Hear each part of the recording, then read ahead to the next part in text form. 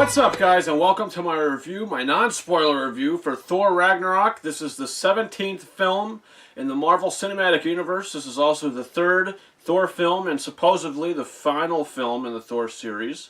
And this basically takes place 2 years after Avengers Age of Ultron, which, you know, in real life it does as well. That movie came out in 2015. And we learn that Thor is on a quest looking for the Infinity Stones. And that's really not the plot of the film. That's just like what he was doing before the movie even started, so it's not even a spoiler, because in the movie we don't even see him searching for the stones. But we get him into a predicament to where we realize that this thing called Ragnarok, the end of everything and the destruction of Asgard, is coming. And how does he stop it? Well, it kind of gets into spoiler territory, so I don't really want to dive too deep into it, but there's, you know, this villain, Hela, played by Cate Blanchett, and, you know, she's there, too. She's the goddess of death, and, yeah, we have our basic film. I don't want to get too much into the plot, because some things that I might say could be spoilerific, so I'm just going to stay clear of that. I mean, look, it's no surprise to what I'm going to say. I mean, it's what everybody says. I'm just going to get it out of the way now. This movie is an extremely fun film. Everybody says that. Everybody's been saying it. Everybody will be saying it. And I am no different. This is a fun movie. And of course that's what you have to say. The minute the movie starts, straight through to the end, you're always on the edge of your seat. You're always excited. You're always entertained. You're always wanting to see what's going to happen next because of the phenomenal direction by Taika Waititi. I've never seen any of his other films, but this movie is spectacular. I absolutely loved this film from beginning to end. You know, when it needs to get serious, it does. There are serious moments with Cate Blanchett's character, and, you know, that's, you know, aspect of the film, and towards the climax of the movie, there are serious aspects to it, but that never takes away from the fun and the humor and the comedy. You know, I think Taika Waititi was able to manage to combine all these tones wonderfully, which I really enjoyed. I think the direction in this was fantastic. Taika Waititi also plays a character, his name is Korg, I believe, a supporting rock character he plays in this film. And he's really funny, and he's entertaining, and he's not, you know, a Jar Jar Binks of the movie, or whatever the case may be. He's really entertaining, and he's funny. And there is no surprise that Chris Hemsworth as Thor is incredible. This might be the best he's ever been, including Mark Ruffalo as the Incredible Hulk. That's right, he's in this movie too. I'm not going to give too many spoilers away, or any spoilers away about his character and exactly what he's doing and what's going on there. But he is in the film, and he's great. The use of Hulk is fantastic. It's different than what we've seen, but it still works with what we've gotten. It's just like the evolution of the character, where he's at now. You know what I mean? And it really works, and I think Mark Ruffalo is great in the movie. We get all these new characters, including Tessa Thompson as Valkyrie.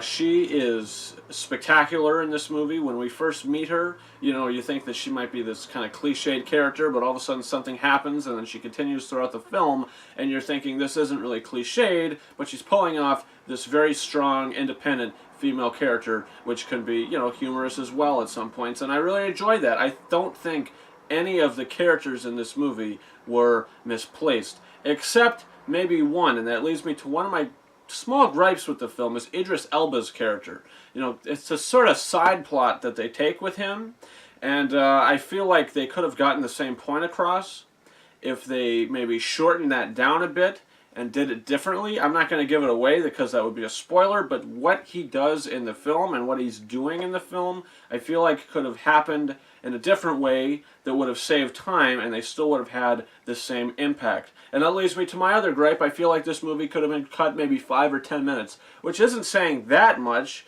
I mean, it's the pacing is, for the most part, great, and you're always like, wow, I'm so sucked in, I don't even care what time it is, because this is just a fun ride. But when the movie ends, I was thinking about it, and I said, you know, maybe they could have cut maybe 5 or 10 minutes, shortened down the whole thing with Idris Elba's character that could have been altered completely and just, you know, happened differently, and they still would have got the same point across, I feel. But you know, from all the action in the movie, it's great. The music choices is great. The score and soundtrack to this movie is fantastic. We get a bit of a techno side alongside the orchestral stuff, and you do surprisingly get a bit of Age of Ultron music in this. You get a bit of Thor: The Dark World music in this, because on Twitter, if you guys saw, I think I might have put it on Instagram as well, that Brian Tyler's score for Thor: The Dark World is, in my opinion, the best part about that movie, is the score. I think it's a great score. And that theme does appear in this movie a few times. And we also get Patrick Doyle's theme from the first Thor, which appears at the end of the film. I'm not going to spoil the context that it's in, but it is played in the movie. And it's fantastic. It's something to look forward to because, you know, that music is great. And this score is really no different. It combines all the other, you know, scores from the other films, and it also kind of adds upon it with, like I said, this techno kind of feel. And Cate Blanchett is fantastic in the film as well. Tom Hiddleston is fantastic as Loki. Again, you know, the story kind of continues from where we left him at the end of The Dark World. I love where they're taking his character, because it's always like, what is he going to do next? Is he going to do something bad? Is he going to do something good? You think he's doing something good, but is always planning something bad at the same time.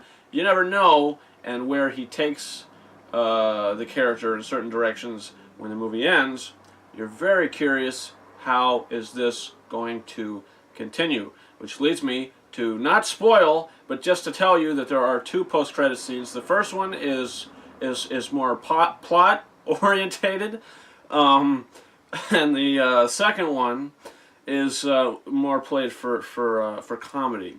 But I would stick around and watch those because they are pretty good. Also, Jeff Goldblum's character, he's playing himself, pretty much a version of Jeff Goldblum, which is fantastic because it works for the character. He has fantastic lines. He's hilarious. And in the end of the day, this movie is so fun. A lot of it works for me. 95% of it works for me. So in the end of the day, I'm going to give Thor Ragnarok 4.5 out of 5 stars. Leaving the theater, I will say that I think I like Spider-Man Homecoming just a hair more.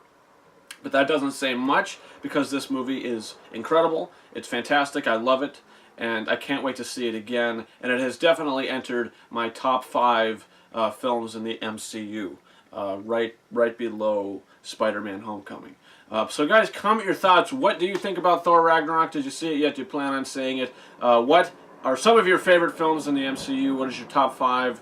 Or whatever the case may be, what's your favorite Thor movie? A lot of questions you guys could answer and talk about in the comment section. Also, you can subscribe to this channel, because on this Tuesday I'll be posting my Blu-ray unboxing for Cars 3, where you'll be able to get the digital code for the film. If I get the movie any day in advance, I will post the unboxing as soon as I get it. Because if you guys are, you know, subscribers to the channel, you'll know that I got Annabelle Creation and War for the Planet of the Apes 5 days in advance of their Blu-ray release date. Not sure if that's going to happen now, because it's 4 days in advance. Cars 3 is coming out and I still don't have it. But you never know. We'll see. Anything can happen. Yeah, guys, you can also follow me on Facebook and on Twitter. The links to those are in the description of this video. You can also follow me on Instagram at King Arises 131, because, like I was saying in my other videos recently, I'm planning on doing some more Instagram lives. So all you have to do, if you're interested in that, go follow me on Instagram. You know, it's all in the description of this video if you wanna follow me there, and you know, we could just have a little Q&A session or whatever the case may be.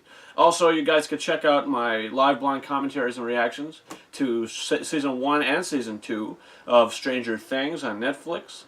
Just started reacting to Season 2 and I'm already hooked. No surprise there. I love the show. It's really fantastic. You guys can check that out. And guys, that's about it. Thank you very much for watching my non-spoiler review for Thor Ragnarok. Over and out.